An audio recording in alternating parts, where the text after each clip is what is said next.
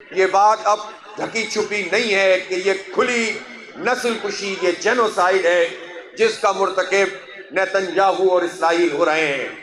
اسرائیل کی کوئی اور طاقت نہیں ہے سوائے اس کے کہ امریکہ اور برطانیہ اور یورپی یونین اور اس طرح کے ممالک اس کی پشت پر کھڑے ہوئے ہیں۔ بلینز آف ڈالرز کی امداد انسانیت کو کچلنے کے لیے اسرائیل کو فراہم کی جا رہی ہے۔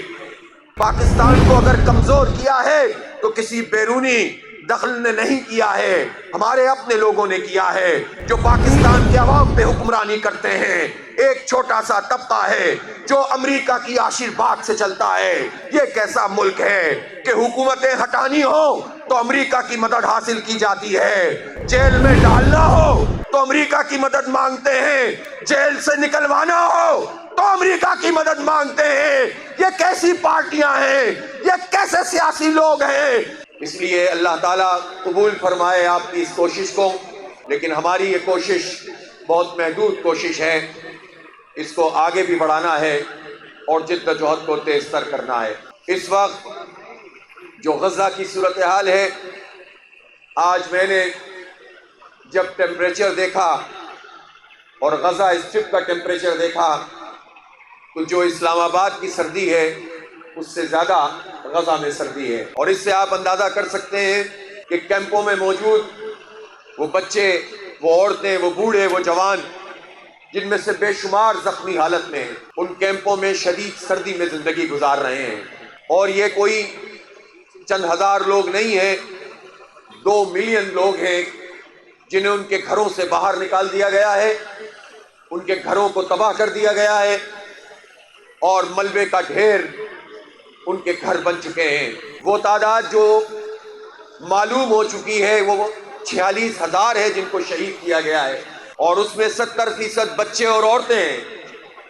روز بمباری ہو رہی ہے، روز قتل کیا جا رہا ہے، اور اسرائیل جو دہشت گردی کر رہا ہے یہ نسل کشی ہے، یہ فلسطینیوں کی نسل کشی ہے، اور اقوام متحدہ اور ہیومن رائٹس کے اور جتنے بھی کنونشن ہوئے ہیں، جنیوا کنونشن سمیت جتنے بھی چارٹر موجود ہیں، ان سب چارٹرز کو سامنے رکھتے ہوئے یہ بات اب ڈھکی چھپی نہیں ہے کہ یہ کھلی نسل کشی، یہ جینوسائیڈ ہے جس کا مرتکب نیتن یاہو اور اسرائیل ہو رہے ہیں۔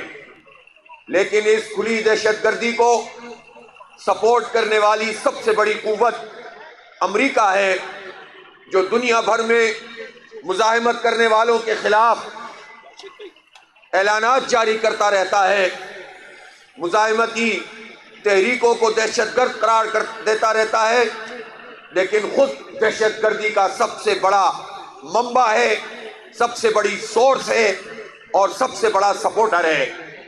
اسرائیل کی کوئی اور طاقت نہیں ہے سوائے اس کے کہ امریکہ اور برطانیہ اور یورپی یونین اور اس طرح کے ممالک اس کی پشت پر کھڑے ہوئے ہیں۔ بلینز آف ڈالرز کی امداد انسانیت کو کچلنے کے لیے اسرائیل کو فراہم کی جا رہی ہے، اور دوسری بڑی طاقت جو اسرائیل کو حاصل ہے وہ طاقت مسلم ممالک کی بے حسی ہے، ان کی خاموشی ہے۔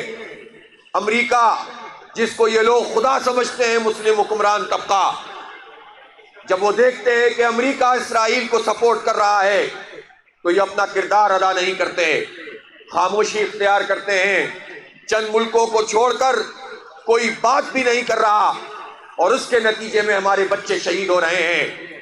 اسرائیل کی یہ طاقت، اسرائیل کی یہ قوت کھوکھلی ہے، وہ صرف ہمارے بچوں کو بمباری کر کے شہید کر سکتا ہے، اسرائیل ہمارے مجاہدین کا مقابلہ نہیں کر سکتا۔ ان حالات میں جب 14-15 مہینے ہو چکے ہیں اور اس نے لاکھوں ٹن بارود گرا دیا ہے، اس سب کے باوجود پرسوں بھی یہ ہوا ہے کہ 5 صہیونیوں کو حماس کی القسام بریگیڈ نے جہنم واصل کیا ہے، اور کل بھی یہ ہوا ہے کہ ان کے فوجیوں کو جہنم واصل ہمارے مجاہدین نے کیا ہے۔ اتنی بمباری، اتنی طاقت، اتنا بارود پھینک کے بھی وہ اس قوت کو نہیں توڑ سکے جو ایمان کی قوت ہے، جو جہاد کی قوت ہے۔ اس لیے جب ہمارے یہ کمزور قسم کے لوگ بظاہر اتنی بڑی طاقت کا مقابلہ کر سکتے ہیں، تو جن کے پاس ریگولر آرمیز موجود ہیں، جن کے پاس میزائل ٹیکنالوجیز موجود ہیں، جن کے پاس اپنے جہاز موجود ہیں، 78 لاکھ فوج رکھنے والے مسلم ممالک موجود ہوں، اور وہاں پر یہ صورتحال ہو کہ ہمارے بچے شہید ہو رہے ہوں، اور بات صرف غزہ تک نہ ہو، نیتن یاہو کھل کر یہ کہہ رہا ہو کہ ہم گریٹر اسرائیل چاہتے ہیں، اور گریٹر اسرائیل کا مطلب یہ ہے کہ حرم شریف بھی اس میں شامل ہوگا، صرف جارڈن نہیں، صرف شام کے علاقے نہیں، صرف ارد گرد کی آبادیاں نہیں، بلکہ حرم تک جانے کی بات کرتا ہے۔ اور کوئی بھی حکمران اس طرح کا سامنے نہیں آتا جو ان ممالک میں رہنے والے لوگ ہیں جو بہت اپنے آپ کو خادم بھی قرار دیتے ہوں کہ وہ تحفظ کے لیے اٹھ کر کھڑے ہوں۔ اس لیے جو حماس کے مجاہد جہاد کر رہے ہیں، پوری امت کا فرض کفایہ ادا کر رہے ہیں، اور امت کے جس کو دبا کر رکھا گیا ہے۔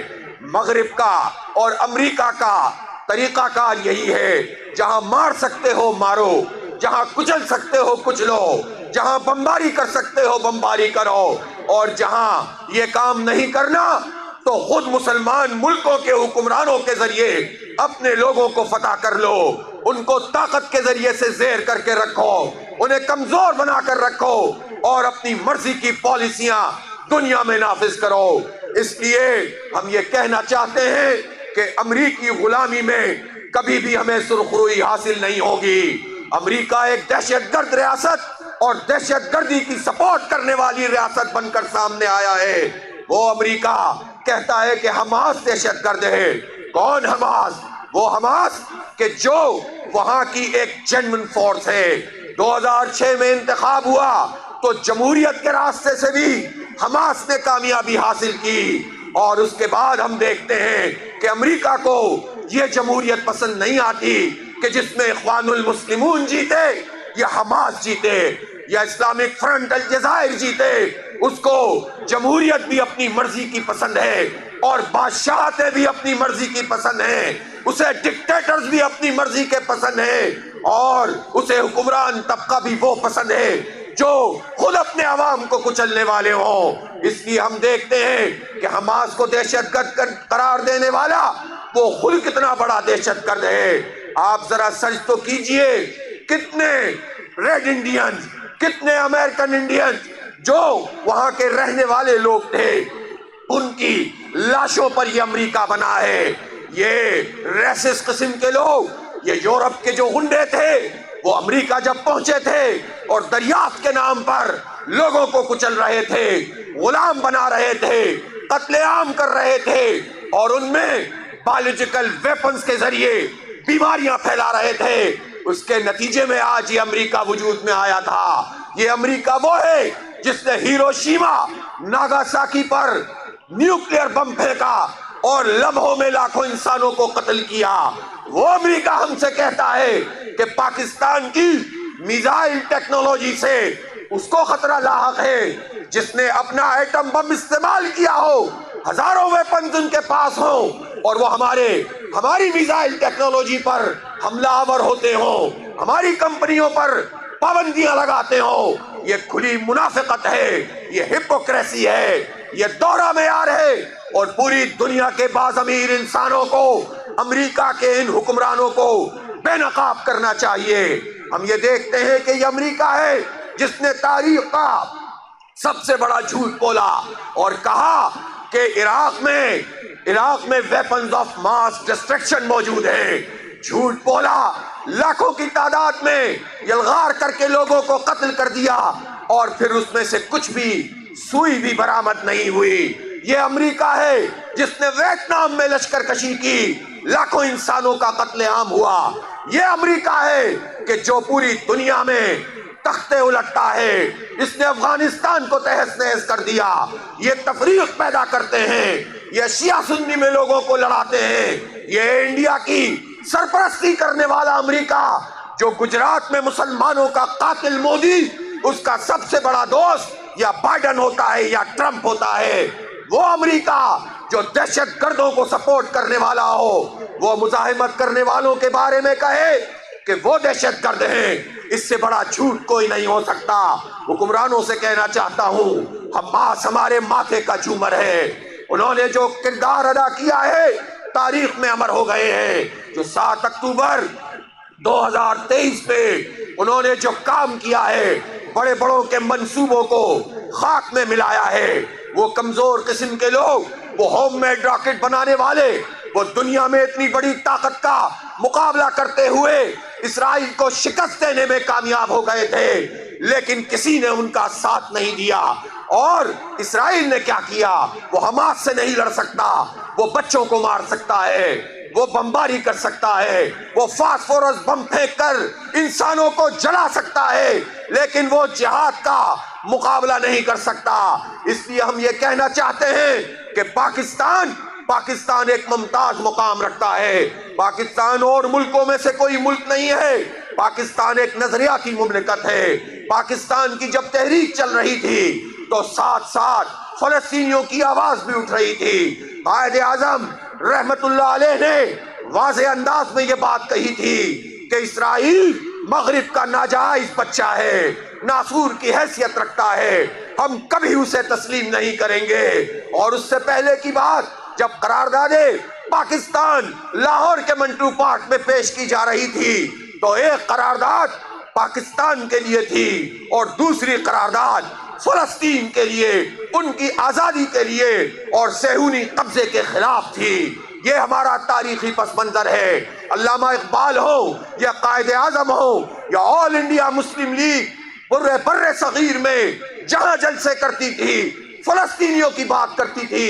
حالانکہ ہم آزادی تو انگریزوں سے حاصل کر رہے تھے، حالانکہ ہم آزادی تو برہمن سامراج سے حاصل کر رہے تھے، لیکن فلسطین اس طرح ہمارے ساتھ ہے۔ وہ قبلہ اول ہے، وہ مقام ہے کہ جہاں نبی اکرم صلی اللہ علیہ وآلہ وسلم نے انبیاء کی امامت فرمائی تھی۔ ہمارا فلسطین سے تعلق ایمان کا تعلق ہے، عقیدے کا تعلق ہے، حرم کی حیثیت اس کو، مسجد اقصی کو حاصل ہے، اس لیے ہم اس کے تحفظ کرنے والوں کے ساتھ ہیں اور اس پر بمباری کرنے والوں کو شیطان سمجھتے ہیں، انسانیت کے قاتل سمجھتے ہیں، اور جو اس کو سپورٹ کرتا ہے اس کو بھی انسانیت کا قاتل سمجھتے ہیں۔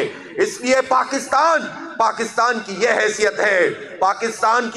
پاکستان کو اگر کمزور کیا ہے تو کسی بیرونی دخل نے نہیں کیا ہے، ہمارے اپنے لوگوں نے کیا ہے جو پاکستان کے عوام پہ حکمرانی کرتے ہیں۔ ایک چھوٹا سا طبقہ ہے جو امریکہ کی آشیرواد سے چلتا ہے۔ یہ کیسا ملک ہے کہ حکومتیں ہٹانی ہو تو امریکہ کی مدد حاصل کی جاتی ہے، جیل میں ڈالنا ہو تو امریکہ کی مدد مانگتے ہیں، جیل سے نکلوانا ہو تو امریکہ کی مدد مانگتے ہیں۔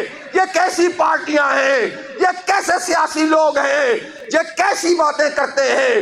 ایک طرف آزادی کی بات کرتے ہیں، غلامی سے نجات کی بات کرتے ہیں، اور دوسری طرف امریکہ کی مدد بھی مانگتے ہیں۔ یہ لوگ ہمارے ترجمان نہیں بن سکتے۔ اس لیے میں پوچھنا چاہتا ہوں، پاکستان میں اس وقت جو مذاکرات کا عمل ہو رہا ہے، اس عمل کی ہم حمایت ضرور کرتے ہیں اور کہتے ہیں کہ پی ٹی آئی اور حکومت کے درمیان مذاکرات ہونے چاہیے۔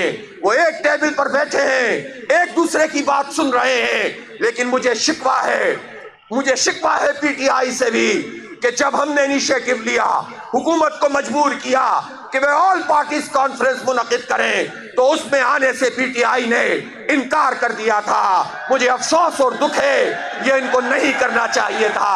اور میں اب بھی کہتا ہوں کہ جیل سے عمران خان صاحب یہ اعلان کریں کہ ہم حماس کی حمایت کرتے ہیں۔